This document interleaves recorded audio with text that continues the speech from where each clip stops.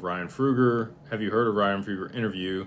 And did you hear that Adkins said Bitcoin Vegas sounds like he was explaining XRP? And did you hear what Adkins said at Bitcoin Vegas? I didn't get to listen to Paul speak, but yeah, I mean, if you're paying attention, you understand that they're talking about distributed ledger technology, and it's not Bitcoin for payments. That's never, Satoshi's original vision was, that it was a peer-to-peer payment system that was separate of the government.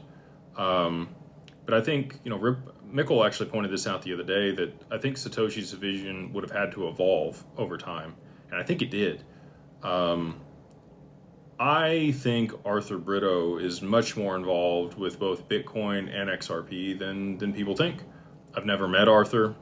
I've only ever seen one picture of him on the internet. He's a very private person. But David Schwartz has said that he wasn't involved, but he did know who Satoshi was.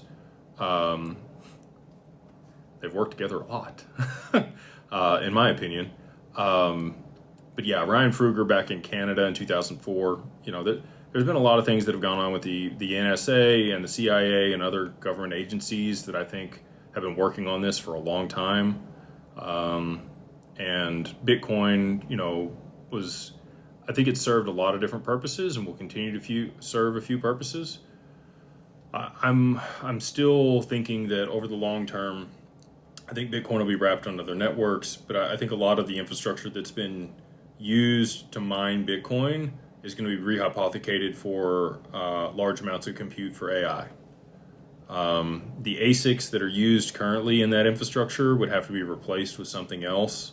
A lot of the mining pools that mined Ethereum before it moved to proof of stake have already been rehypothecated for AI infrastructure and distributed compute all over the world.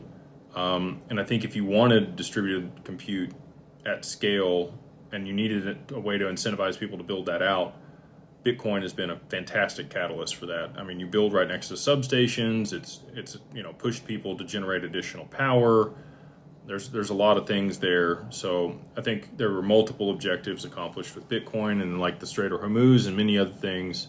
It's a multi-pronged approach with one thing that leads to a lot of different outcomes that institutions and governments are trying to push forward on.